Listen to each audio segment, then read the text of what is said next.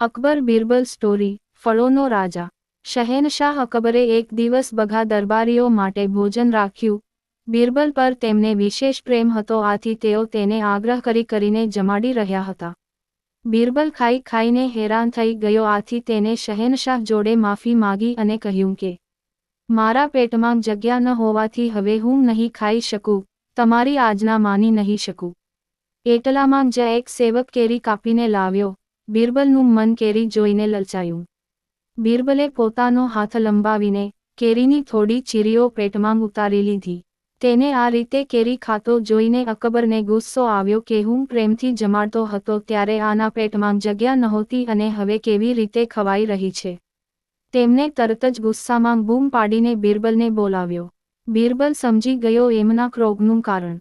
તે અકબરની સામે જઈને ઊભો રહ્યો અને હાથ જોડીને બોલ્યો, જ્યારે રસ્તા પર ખૂબ ભીડ હોય છે અને ચાલવા માટે એક પગ મૂકવા જેટલી પણ જગ્યા નથી હોતી, ત્યારે જો તમારી સવારી નીકળે તો તેવી પરિસ્થિતિમાં પણ બધાએ પોતાની મેળે જગ્યા બનાવીને તમને રસ્તો આપવો પડે છે।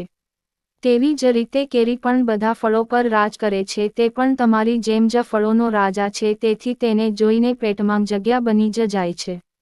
તેનો જવાબ સાંભળી અકબર ખુશ થઈ ગયા। તેમણે મીઠી કેરીની એક ટોપલી મંગાવી અને એક કિંમતી ભેટની સાથે તે ટોપલી બિરબલને આપી। બિરબલ આ મીઠી ભેટ મેળવીને ઘણો ખુશ થઈ ગયો।